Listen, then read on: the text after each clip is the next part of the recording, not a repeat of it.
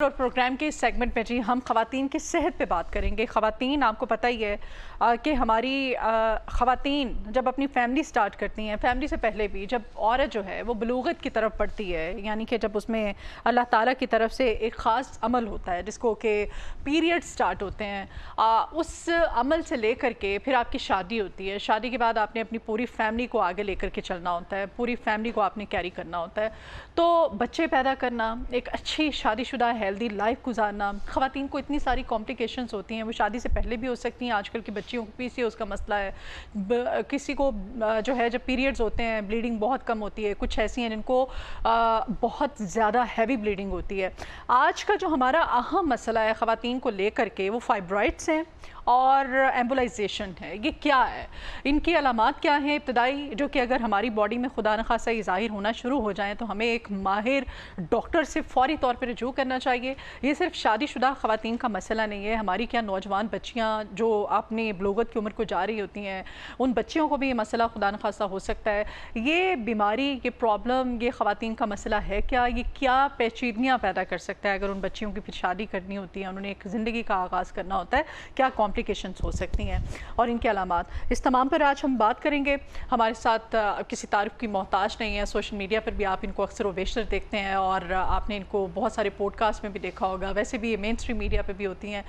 تو آج ایک ماہر گائنیکالوجسٹ ہمارے ساتھ ہیں جی، پروفیسر ڈاکٹر سمیرہ صاحبہ کو ہم ویلکم کرتے ہیں اپنے مارننگ شو میں۔ کیسی ہیں آپ؟ الحمدللہ، بہت شکر ہے اللہ تعالیٰ کا۔ بڑا ہی یہ آج کل جو ہمارا جو ہے نا کامن اور اہم مسئلہ ہے، یہ بچیاں ہماری بیچاری جس طرح سے سفر کر رہی ہیں، کیا کہیں گے اس پہ آپ؟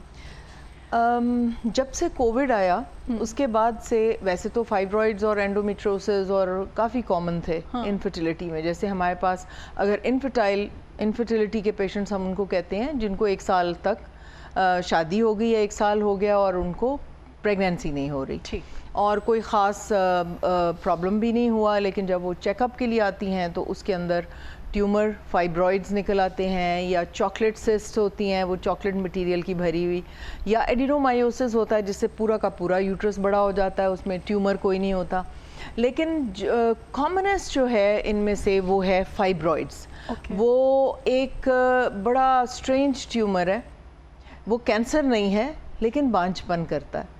اور فائبرائڈز یوٹرس میں اتنے کامن ہیں کہ ساری دنیا سر جوڑ کے بیٹھی ہوئی ہے۔ ہم اتنی انٹرنیشنل کانفرنسز اٹینڈ کرتے ہیں، اتنی ریسرچ ہو رہی ہے، کسی کو سمجھ نہیں آتی کہ کسی پیشنٹ میں تو اتنا بڑا ایک ہی ٹیومر اور وہ بالٹی بھر جاتی ہے اسے ایک ٹیومر سے، اور کسی پیشنٹ میں چھوٹے چھوٹے مٹر کے دانے کی طرح بہت سارے ٹیومرز، نہیں تھیلیاں نہیں، یہ امرود کی کنسسٹنسی کے ٹیومرز ہوتے ہیں، گچھے ہوتے ہیں، یعنی کہ گچھے نہیں ہوتے، الگ الگ انڈیویجول ٹیومرز ہوتے ہیں۔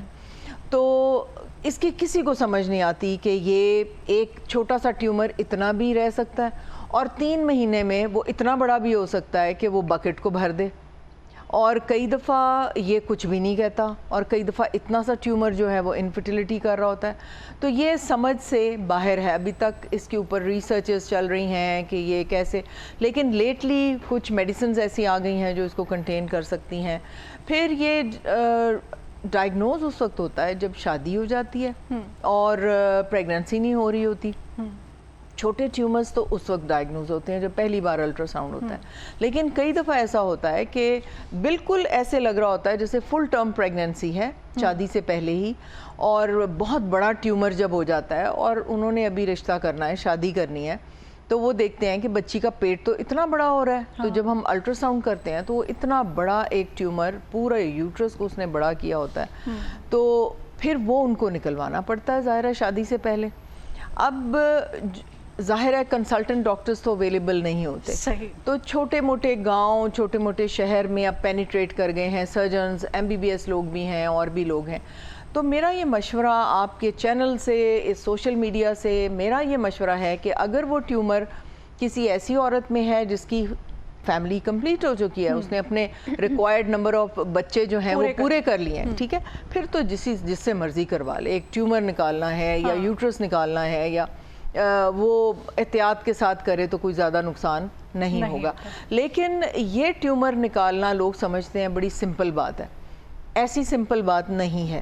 کیونکہ یوٹرس کی جو بلڈ سپلائی ہے نا، جیسے یوٹرس سمجھیں ایک کیاری ہے، اس میں جا کے بیج لگنا ہے. اب اتنا بڑا پتھر اس کیاری میں پڑا ہوا ہے، وہ سارا پانی کھینچ رہا ہے، یعنی ساری نیوٹریشن، سارا بلڈ، وہ زندہ ہے نا کسی چیز پہ، ساری نیوٹریشن اور وہ جو سارا بیلنس ہے اس کی بلڈ سپلائی کا، بڑا انٹریکیٹ پیٹرن ہے.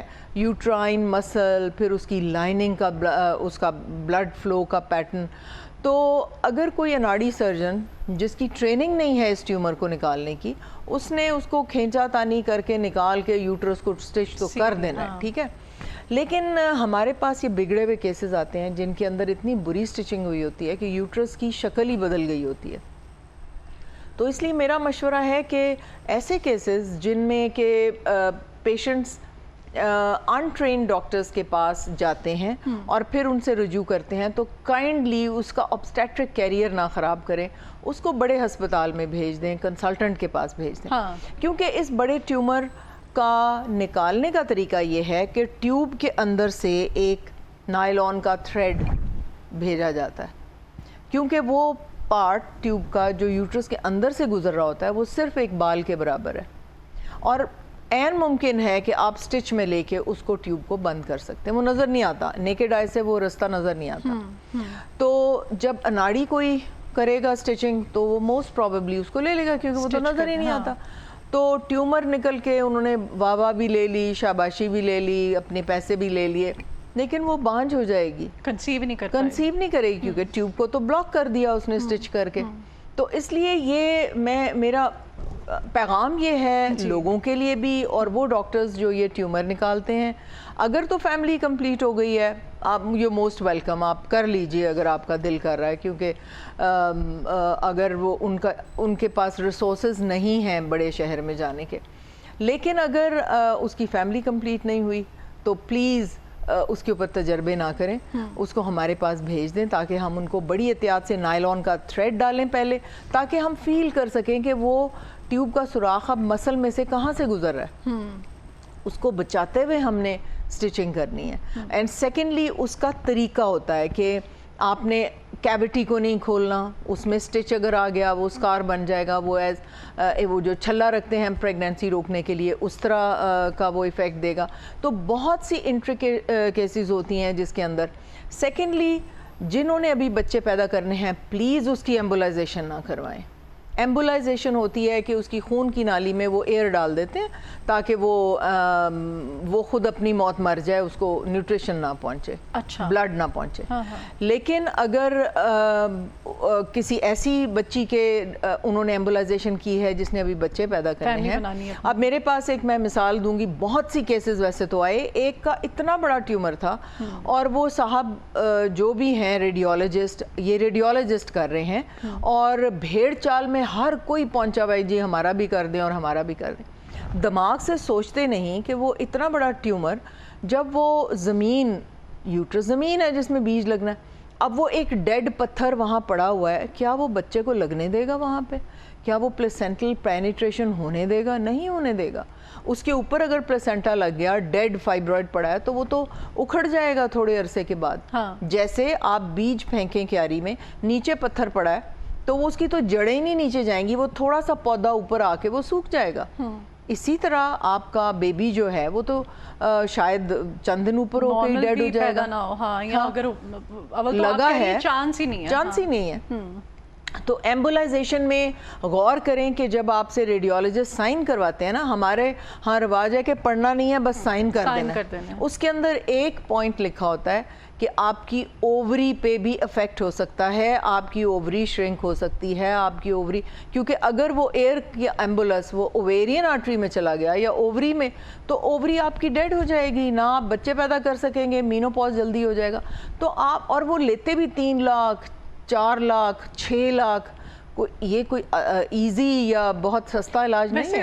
ڈاکٹر سمینا، آپ بھی میری بات سے ایگری کریں گی، عورتوں کی زندگی میں کتنے مسائل ہیں نا، ہے نا، کتنی پیچیدگیاں ہیں، لیکن پھر بھی وہ اتنی ریزیلینٹ ہوتی ہیں، وہ ہر ایک چیز کو فائٹ کرتی رہتی ہیں. اب میں آپ کو ایک بتاتی ہوں، ہم جب دوائی عورت کو لکھ کے دیتے ہیں ساتھ تھوڑی سی دوائی ہم مرد، کیونکہ صنف نازک ہے نا مرد، کیونکہ ابارشنز بھی زیادہ میلز کے ہوتے ہیں، یوٹرس کے اندر ان کو غذا نہ پہنچے تو بچی بچ جائے گی، بچہ تو وہیں فوت ہو جائے گا، وہ مائنڈ کر جائے گا کہ مجھے غذا کی کمی ہوگی میں تو مر ہی جاؤں، ٹھیک ہے نا، ایگو اتنی، پیٹ میں بھی ایگو اتنی ہوتی ہے. Is it true کہ وہ جتنے بھی ہمارے ہوتے ہیں مس کیریجز میل زیادہ ہوتے ہیں، اور ڈیڈ بیبیز IUDs زیادہ میل ہوتے ہیں. جب میل پیٹ میں ہوتا ہے نا تو ہمیں بڑی فکر ہوتی ہے کہ یہ تو ایگو سے ہی مر جانا ہے اس نے اندر، کہ مجھے ہو گئی آکسیجن کی کمی.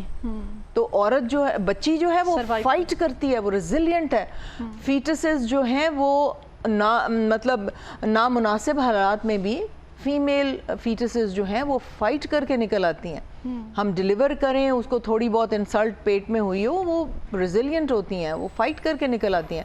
ان کو فائٹنگ شروع سے سکھائی ہے اللہ سبحانہ تعالیٰ نے. یا تو اس میں یہ ہوتا ہے کہ اگر آپ نے یہ ایمبولائزیشن پلیز نہ کروائیں اگر آپ نے بچے پیدا کرنے. میں بار بار یہ کہتی ہوں، میں ریکویسٹ بھی کرتی ہوں ریڈیولوجسٹ سے کہ دیکھیں ہم آپ کے پاس ریفر کرتے ہیں پیشنٹ آرٹیریو وینس میل فارمیشن، یہ آپ کا کیس ہے، ہمارے یوٹرس میں یہ AVM ایک ڈیزیز ہوتی ہے، اس کے ہم تو خود ریفر کرتے ہیں کہ پلیز اس کی ایمبولائزیشن کر دیں. لیکن آپ پلیز ہماری ٹریس پاسنگ نہ کریں، جو ہماری وہ سلطنت ہے اس کے اندر مت آئیں. آپ کو نہیں پتا کہ فائبرائڈ جب آپ کچے پکے ان کو ڈیڈ کر کے بھیجتے ہیں. میں نے اتنی بڑی ٹرے میں وہ کاٹ کے یوٹرس میں سے اس بچی کا، ان میرڈ بچی کا ٹیومر نکالا، جو 2 دفعہ ایمبولائزیشن ٹرائی کی جا چکی تھی اس پر. ایک دفعہ 3 لاکھ لیے، پھر اگلی دفعہ 3 لاکھ لیے، اور وہ شدید پین میں میرے پاس آئی.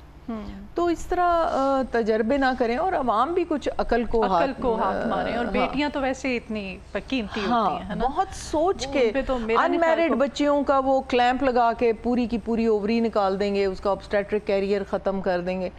تو یہ حکومت کو کوئی ایکشن لینا چاہیے، کیونکہ چھوٹے شہروں میں، گاؤں میں وہ دائیوں نے اور وہ انلیگل ابارشنز کے کلینکس کے اوپر وہ پھر انسٹرلائزڈ انسٹرومنٹس کے ساتھ وہ آپریشن کر رہے ہوتے ہیں، پتہ نہیں کیا کرتے ہیں. یہ ان کلینکس کو بند کروانا چاہیے. کس ایج میں جا کے ماؤں کو کیئر کرنی چاہیے؟ کیا علامات ہوتی ہیں اس کی کہ ارلی ہمیں پتہ چل جائے گی خدا نخواستہ بچی کے اندر یہ مسئلہ ہے؟ میں نے بارہا یہ کہا ہے کہ جیسے ہی بچی 10 سال 11 سال 12 سال کی ہوتی ہے، گیٹ این الٹرا ساؤنڈ. وہ نان انویزو ہے، بڑے آرام سے اس کے پیٹ کے اوپر سے الٹرا ساؤنڈ کر کے اندر کے اندر جھانکی مل جاتی ہے. ایوری تھنگ، اس کی اووریز میں ایگز ہیں کہ نہیں، اووریز بنی ہیں کہ نہیں، یوٹرس بنا ہے کہ نہیں بنا، 2 یوٹرس ہیں کہ ہارٹ شیپ یوٹرس ہے کہ ایک طرف کا یوٹرس بنا ہوا ہے دوسری طرف بنا ہی نہیں، کیونکہ مٹی یوٹرس کی 2 طرف سے آتی ہے، وہ پھر جوائن ہو کے ایک یوٹرس بناتی ہے. تو ہمارے پاس ڈفرینٹ ڈیزائنز کے یوٹرس آتے ہیں، 2 الگ الگ یوٹرس، 2 وجائنا، 2 یوٹرس کے ماؤتھ، پھر ایک وجائنا یوٹرس کا ماؤتھ ایک، پھر 2 یوٹرس، پھر ہارٹ شیپ یوٹرس، پھر ایک بالکل ہی چھوٹا ساتھ لگا ہوا اور بڑا یوٹرس.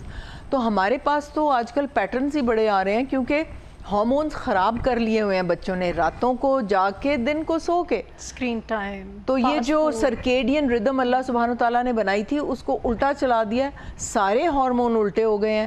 آپ نے کبھی سنا تھا کہ 9 سال کی آٹزم؟ 9 سال کے بچوں کو نہیں، وہ تو چلیں ان کی غذا اچھی ہے، مینٹل میچورٹی ہے، چلیں اس کا تو اتنا نقصان نہیں. اچھا، لیکن آٹزم کبھی سنا تھا؟ نہیں سنا تھا. وہ سارے دیکھیں، آپ کا بچہ پیٹ میں ہارمونز کے اوپر پل رہا ہے نا، جب آپ نے الٹے ہارمونز کر دیے سارے کے سارے، آپ رات کو جاگ رہے ہیں، دن کو سو رہے ہیں، سورج کی روشنی سے آپ کا میلاٹونن جب بنتا ہے، وہ پورے ہارمونز کی ایک ڈیلیکیٹ بیلنس ہوتا ہے اس کو، تو آپ نے جب اس کو خراب کر دیا تو آٹزم والے بچے ہی پیدا ہوں گے نا. ماں کے پیٹ میں اگر بیٹی ہے، اس کے ہارمونز اس نے گڑبڑ کیے ہوئے ہیں ہر چیز، تو اس کی بیٹی کا یوٹرس 2 ہی بنیں گے نا. پھر وہ ہارمونز کے اوپر ڈیپینڈنٹ ہے سارا کچھ. تھائرائڈ نہیں کام کر رہا، لبلبا کام نہیں کر رہا، ڈائبٹیز اتنی ہے، ہائپوتھائرائڈزم اتنا ہے. یہ کیا ہو رہا ہے؟ یہ اسی لیے ہو رہا ہے کہ ہم نے اپنے ہارمونز کا ستیہ ناش کر لیا. ٹھیک. اس میں بچوں کو جب ظاہر ہے ان کا سٹارٹ ہوتی ہے، یہ ظاہر ہے نیچرل ایک پروسیس ہے، تو اس میں ہیوی بلیڈنگ کچھ کیسز میں ہوتی ہے، کچھ میں کم ہوتی ہے. کیا ہاں، اس میں دیکھیں ہمارے پاس ہر طرح کے کیسز آتے ہیں.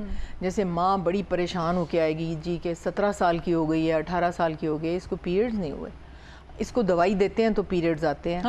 کچھ مائیں آئیں گی وہ کہیں گی جی دوائی دینے سے بھی پیریڈ نہیں. میری آنکھوں کا ایک کیس ہے, وہ ہماری ظاہر کلیگ تھی اور ہماری ایج فیلو تھی, تو میڈیسن کھاتی تھی تو اس کو پیریڈز ہوتے تھے. ہاں تو اس میں یہ ہے کہ یا تو اسٹریک یوٹرس ہے, اس کو تو جتنی مرضی دوائی دے دیں اس کے اندر تو کیوٹی نہیں بنی نا, وہ تو پیریڈ نہیں آئیں گے. کوئی یوٹرس ہے جو بہت چھوٹی سی ہے, اس کو جب دوائی کا افیکٹ ہوتا ہے تھوڑی دیر کے لیے وہ بلیڈ کرتی ہے اور پھر بند ہو جاتی ہے. ٹھیک ہے, پھر اس کی اووریز میں ایگز ہی نہیں ہیں, ختم ہوئے ہوئے ہیں, تو ہارمونز دیتے ہیں تو اس کو پیریڈز آتے ہیں. اب ان میں علاج کیا ہے؟ علاج ہے یوٹرائن ٹرانسپلانٹ, جو کہ ہم ٹرائی کر رہے ہیں کہ پاکستان میں ہم کر لیں اس کو, لیکن یہ کہ ایک میں نے ٹی بی سے بچنے کے لیے کہا ہے, وہ ٹیوبوں کو خراب کر دیتی ہے. ٹی بی کے مریض کے کمرے میں بچیوں کو بالکل نہ بھیجیں. چھوٹی سی بچی 7-8 سال کی اگر اپنے دادا نانی نانا پیرنٹس کو کھانا دینے جا رہی ہے, ٹی بی والے وہ ٹی بی سے افیکٹڈ ہے, اس کی ٹیوبوں کا ستیہ ناش کر دے گا یہ ٹی بی کا جو جراثیم ہے. ہاں, ان کو خراب کر کے وہ مر جائے گا. اب ٹی بی ختم ہو گئی ہے اندر, لیکن وہ اپنا کام کر کے چلا گیا.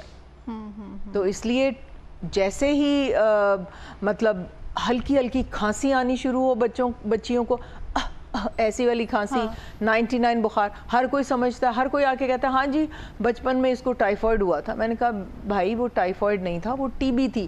اگر اس کو الرجی ہو رہی ہے بہت زیادہ, وہ کھانس رہی ہے اور چھینکیں آ رہی ہیں, ہلکا ہلکا بخار ہے, اس کو کہتے ہیں جی فلو ہو گیا ہے, اس کو جی الرجی ہو گئی کسی چیز سے, ہاں اس کو ٹائیفائڈ ہو گیا. نہیں, سب سے کامن ٹی بی ہے ہمارے ملک میں, اور ہم روز دیکھتے ہیں وہ بچیاں ٹیوبیں خراب ہوئی ہوئی, اچھی حسین بچی, یوٹرس ٹھیک, اووریز انڈوں سے بھری ہوئی, ٹیوبیں انڈا ہی نہیں اٹھا سکتی, کیونکہ ٹی بی کے جراثیم کو بچی کی ٹیوبیں سب سے زیادہ پسند ہیں, اس لیے کہ وہاں تک دوائی بہت مشکل سے پہنچتی ہے. وہ جا کے ریفیوج اس کے اندر چھپ جاتے ہیں, وہاں جا کے ان کو نہ تو کوئی دوائی افیکٹ کرتی ہے, نہ وہاں پہ کوئی, آرام سے اپنا وہ کام کرتے ہیں, ٹیوبوں کا ستیہ ناش کرتے ہیں اور مر جاتے ہیں وہیں پہ. باڈی ان کو مار تو دیتی ہے, لیکن انیشیل سارا وہ نقصان کر چکے ہوتے ہیں اس وقت تک. اچھا, یہ بلکی یوٹرس, آپ گائنیکالوجسٹ کے پاس جاتے ہیں, وہ کہہ دیتی ہیں جی کہ آپ کی تو بلکی یوٹرس ہو گئی ہے نا, کتنی آسانی سے کہہ دیتے ہیں. پہلے وہ آپ کے طرح طرح کے ٹریٹمنٹس کرتی ہیں اور بچے پیدا ہوتے ہیں, جو بھی شادی شدہ خواتین کو زیادہ مسئلہ ہوتا ہے. کیا ہوتا ہے یہ؟ اب تو 12 سال کی بچی کا میں نے اتنا بڑا یوٹرس دیکھا ہے, اس کو ہم ایڈینومائیوسس کہتے ہیں. اور ایڈینومائیوسس اس لیے کہ دیکھیں کچھ ریسیپٹرز ہوتے ہیں, اور پھر ہارمون جا کے اس ریسیپٹر کے اوپر لگتا ہے اور پھر اپنا ایفیکٹ کرتا ہے. کچھ یوٹرسز میں یہ ریسیپٹرز بہت زیادہ ہوتے ہیں, تو ایسٹروجن کے ریسیپٹرز اگر زیادہ ہوں گے تو وہ زیادہ بڑا ہو جائے گا.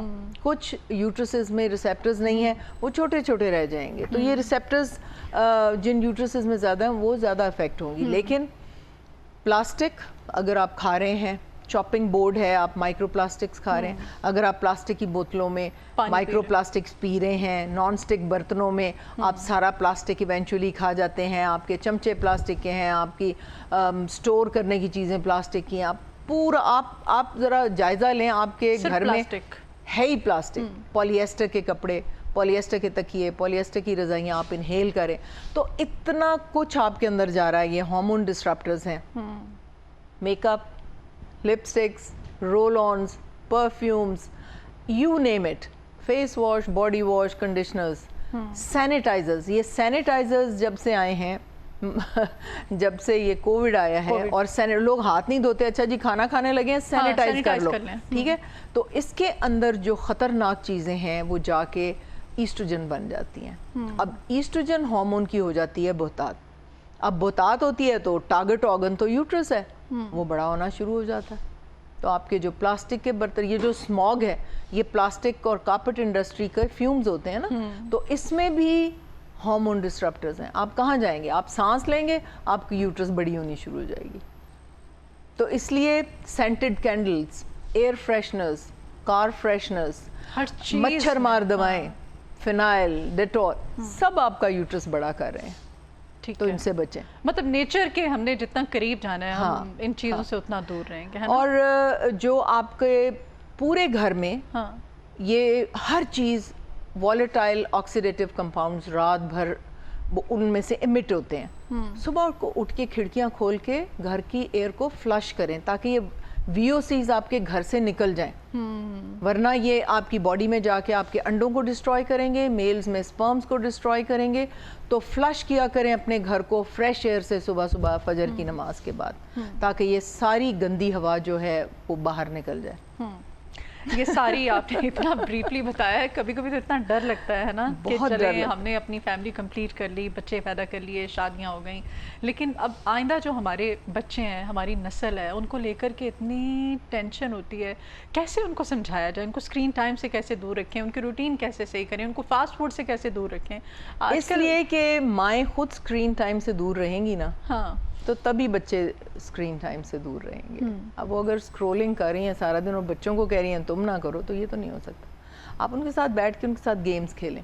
कि वो हमारे पास आती हैं बच्चियां बहुत ओवरवेट, हाँ। ठीक है, अगर आपका 1 या 2 बच्चे हैं, उनको कालीन पे लिटाएं, उनको कहें चलो आओ बच्चों लेट्स डू एक्सरसाइज, ठीक है, उनके साथ हंसें, खेलें, बातें करें। आप कमरे में बंद होके थोड़ी देर स्क्रीन टाइम आप अपना कर लें, मैक्स 24 आवर्स में 1 घंटा कर लें ना, तो या 45 मिनट्स कर लें, उसमें आप बहुत कुछ आप कर सकते हैं। तो बच्चे जब आपको देखेंगे कि यहाँ तो फ़ोन कोई नहीं है, कोई टीवी नहीं है, कुछ नहीं है, तो वो कभी भी नहीं करेंगे आपको। They watch and they follow you, they copy you. बहुत शुक्रिया डॉक्टर सबीना आपके आने के लिए। रियली आपसे बड़ा, जब भी आपको बुलाते हैं आपसे सीखने को मिलता है, आपको सुन के पता चलता है कि हम किस तरफ जा रहे हैं और अपने बच्चों को हमने किस तरह से सेफ रखना है। आपके टाइम का बहुत शुक्रिया। Thank you.